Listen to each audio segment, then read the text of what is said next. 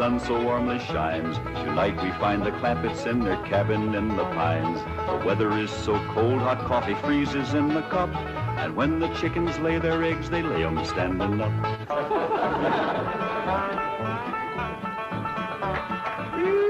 Doggy's gonna be a cold one tonight. Somebody better get ready to pry that sun up in the morning to get it started. Yeah, sure we'll be glad to get back to that nice warm mansion in Beverly Hills. It ain't no fun sleeping on this cold, hard floor. That's a fact. You think that's bad? You ought to try sharing a room with that wild daughter of yourn. Well, leastways, you got a bed. That ain't a bed. That's a nest, a roost, and a den and a hutch all in one. Is them animal friends of Ellie's still coming in at night, Granny? Everything that can get through the window. Why don't you shut the window? Because I can't sleep without fresh air, especially with that third party in bed with us. What third party? Ellie, can you come out here and bring your friend with you? Yeah, Granny. Now, don't you worry about it, Granny. I'll chuck it out. Whatever it is, you got to get your sleep. Granny? Your pa wants that polecat. Give it to him. Now, wait a minute. Don't point that thing at me. You don't want to get drove outdoors on a night like this. Well, don't you want him, Pa? I just want to say that Granny'd appreciate it if he'd have this little fella sleep with his own family. All right, I'll go get the others in. Oh, no. Outdoors with his family. Otherwise, when we go to California, they might not take him back in. And if a skunk ain't welcome with his own family, he just about ain't got nobody to turn to. All right, I'll put him out the window. Uncle Jed, why can't we go back to Beverly Hills right away? Reckon we can tell him the truth, Granny? I reckon he's big enough. Well, you see, we promised your ma we'd stay here and help her till she gets herself married to Mr. Brewster. Well, how long will that take? Well, it hadn't ought to take long. She's got him boarding in your room now where she can get at him. Pearl told me tonight's the night. She's gonna feed him into a stupor, then set him in the parlor and sing to him until he proposes. It's a powerful combination. Pearl cooking and singing. Yeah. If he can get God, Pearl will get him. Let's try this, Jeffrey.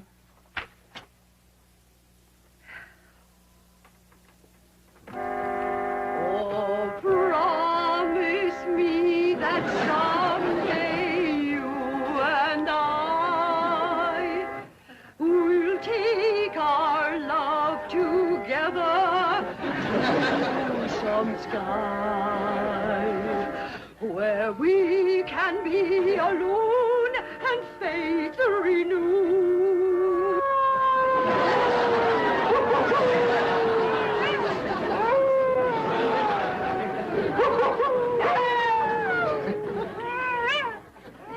Uncle Jed, what's got them wolves so stirred up tonight? Oh, but something sure is setting them off.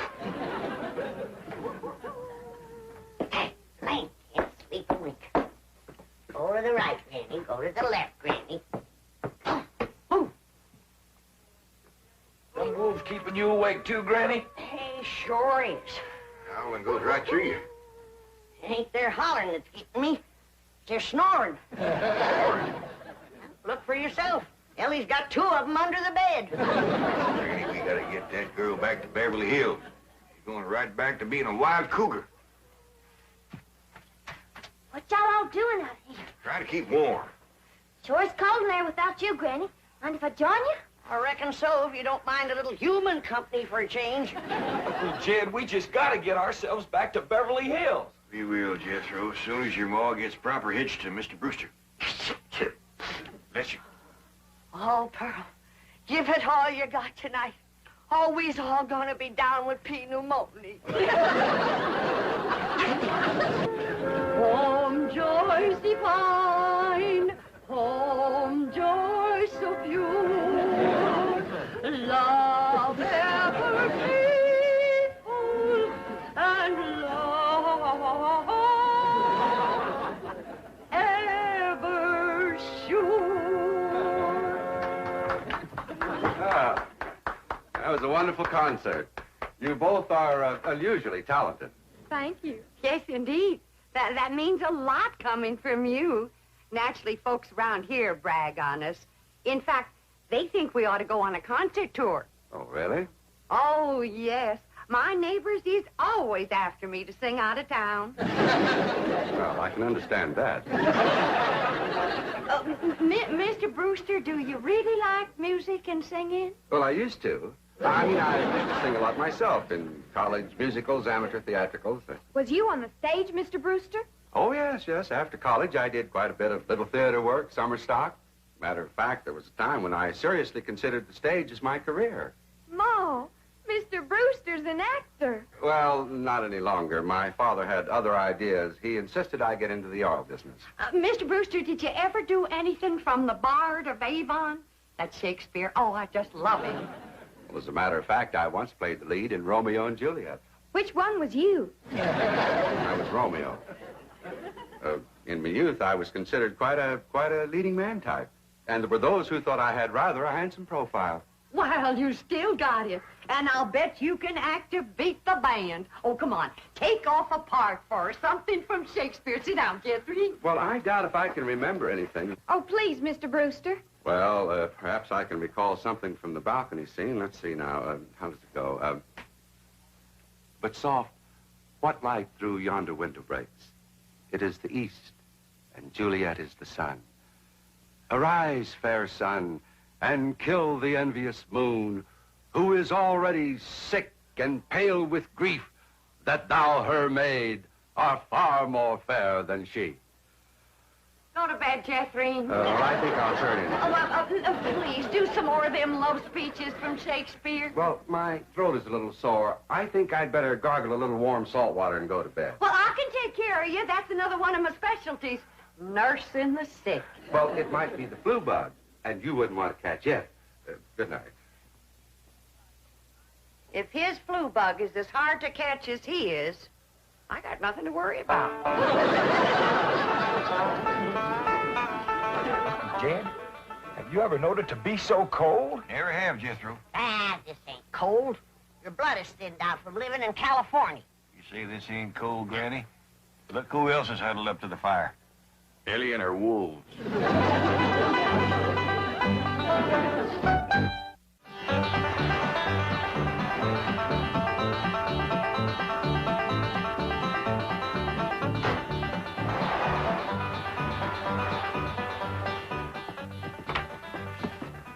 When's the wedding, Hi, Pearl? Ma. Are we married in church? Yeah, let us see your ring, Pearl. You want me to carry Mr. Brewster over the threshold for you, Ma? You don't look too happy. She don't sound too happy, neither.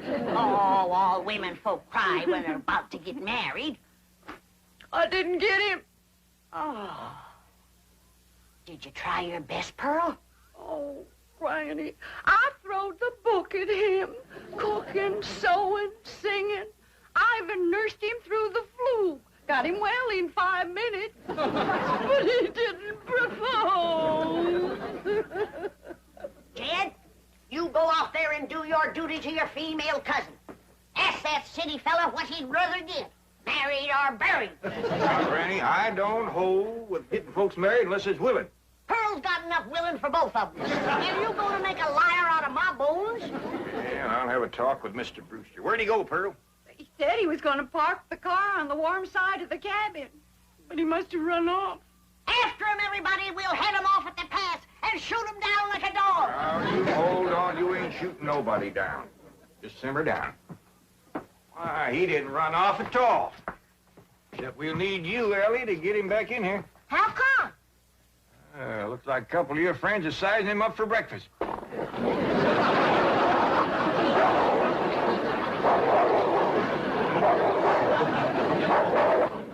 Well, in all sincerity, Mr. Clampett, your cousin Pearl is a very remarkable woman. It's just that, well, I don't want to get married. Oh, I understand that, Mr. Brewster, and I thank you for speaking the truth like a man, but my cousin Pearl has got herself a problem. Oh, what's that? Well, ain't no secrets in the hills. Everybody's dog knows that you've been boarding with her over at her place, and they all know she's had her cap set for you. Oh, I ain't blaming you, Mr. Brewster. Jed? Did he say yes? Can we come out now? Not yet a while, Granny. Well, if you're too chicken to shoot him, Ellie's got her wolves standing by. Mr. Brewster, In order to save my cousin Pearl from shame, I'm going to ask you to do me a big favor. Anything I can do. I want you to propose to her in front of somebody. But, And let her turn you down, of course. oh, I see. Of course, yes, that'll save face. Pearl will know that she's supposed to turn me down. Oh, sure, we'll have an understanding with Pearl. Now, the one I think you ought to propose in front of is Elverna Bradshaw. You know, Mr. Clampett, this idea of yours is quite inspired. Oh, just a notion. You see, Elverna is the biggest gossip in the hills. No, really, it's brilliant. It combines drama, pathos, suspense. It has a happy ending. Great third-act curtain. It's real theater. Of course, you'll have to be convincing, so Elverna will... Convincing? Why, I'll give a performance that the people of these hills will remember as long as they live. Well, just so that... When Pearl Bodine turns down my impassioned proposal of marriage, there won't be a dry eye in the house. Elverna, don't cry easy. Oh, well, now, surely you're not going to waste this dramatic scene before just one person. Well, I reckon Elverna's daughter... I've got it. I've got it. The movie house where Pearl plays the piano. You want to propose there? Well, it's perfect. Everybody in town will see it. I want to kind of shame you to be turned down in front of all them people. Well, it's just a performance. I've learned one thing in the theater. An actor always gives a better performance in front of a full house. Well, doggies, that sure is nice of you. It's my pleasure, Mr. Clampett. Mrs. Bodine, Granny, come on in. Come on in, everybody. How about it, everybody? I reckon we better let Mr. Brewster tell you what's going to happen. Well, tonight at the movie house, Mrs. Bodine, while the whole town looks on, I'm going to ask you to marry me.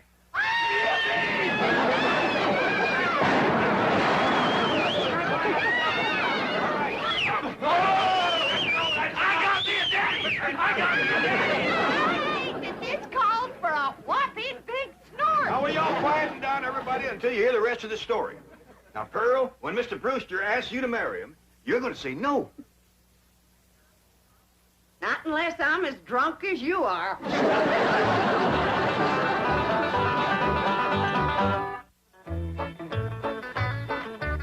Howdy, Pearl. Evening, Pearl. Evening, Granny. Jethro went on to head down to the theater to get a fire going in the stove. Where's Jethro, Pearl? Why, she's in her room getting dressed. Go on in and see her. Granny, what happened to your mink coat? This is it. Tonight's kind of special, so I'm wearing the pretty side out.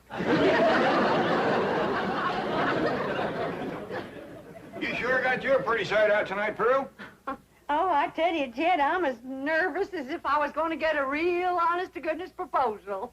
And it would be real if your cousin Jed would do his duty and hold a shotgun on that fella, Brewster. Now, ladies, let's settle for what we got. This way, Pearl can come to California without nobody saying she left town in disgrace.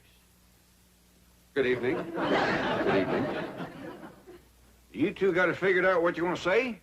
Oh, yeah, we rehearsed 12 times. Mr. Brewster will be sitting on the front row, and when the picture's over, he'll jump up and he's... Excuse me.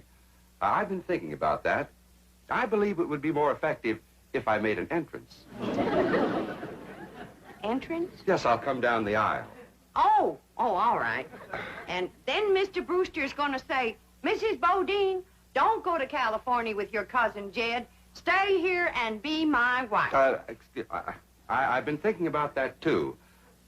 After a big entrance down the aisle, that's going to seem like a pretty flat opening speech. Well, you just say what you want to say. All I got to say is, no, I won't marry you. If that's Homer Winch, I'm going to hit him right in the head.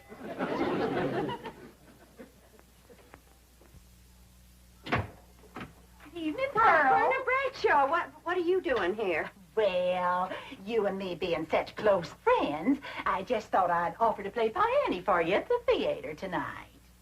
Why? Surely you're not going to show up and have folks whispering behind your back all during the picture. What in the world would they be whispering about? Pearl, I'm your best friend. You don't have to pretend with me. The whole town knows how you've been flinging yourself with that boarder of yours. For your information, Berna Bradshaw, Mr. Brewster proposed to me 12 times today, and 12 times I turned him down. Is that why he give you this here mink coat? 'Cause you turned him down? This here mink coat was given to me by my niece, Ellen Mae Clampett. Oh, Pearl, I keep telling you, you don't have to pretend with me. I'm your best friend. Well, Elverna Bradshaw is your best friend. You're up to your eyeballs in enemies. Mr. Brewster, if you was to go in there now and propose in front of Elverna, you could save yourself a trip to the theater. And the news would get around a heap quicker. You don't understand, Mr. Clampett. An actor needs an audience. Elverna, if you don't mind, I'd like you to get out of my coat and out of my house. I'm going to be late for the theater. Pearl, take your best friend's advice and sneak out of town quietly. You can depend on me to smooth everything over. Thanks for nothing.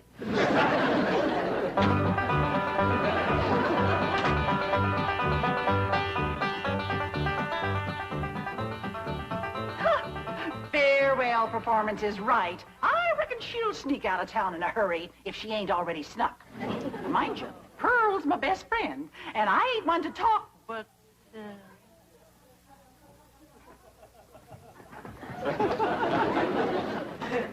Good evening, lady. You too, Elverna.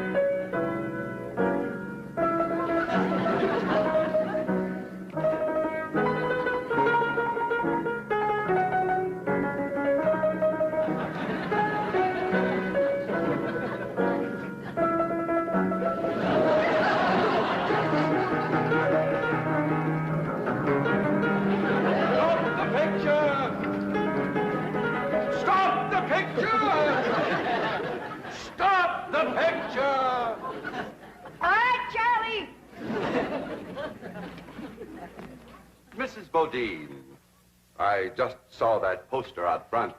Farewell performance. Does that mean you are leaving? Oh, yes, Mr. Brewster. I'm going to California with my cousin Jed and his family. Oh, no, please. Please, I beg you. I implore you. I beseech you. Don't go. Stay here and be my wife. No, thank you, Mr. Brewster. I cannot. I will not accept that answer, for I love you, Pearl Bodine. I love you with all my heart. With all my soul, I love you as no man has ever loved woman before. He's better than Francis X. Bushman. Be mine. Pearl, be mine. Come back here, Mr. Brewster. No, Mr. Brewster, my answer is no. Then life has come to an end. For what is life without love? If I was him, I'd let it go at that. Without Pearl Bodine, there is no love. Oh, me darling, oh, me precious. Say those words that will make me the happiest of men. I'm behind you. My answer is still no. Better quit while you're ahead, Mr. Brewster. Oh, how those words stabbed into me heart like cold steel. And only you, Pearl Bodine, can heal the mortal wound. Oh, moon of me desire, marry me, Pearl. No. I promise you a life of happiness. No? A life of luxury. No. Oh, me darling, look into me tear-stained eyes. Look into the tortured face of your love slave. Free me with that one divine word. Say yes. Say yes, and together we will enter a paradise of love everlasting. Yes, yes, yes, I'll marry you.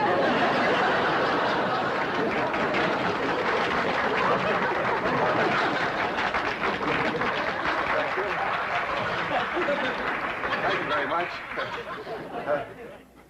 Did you say yes?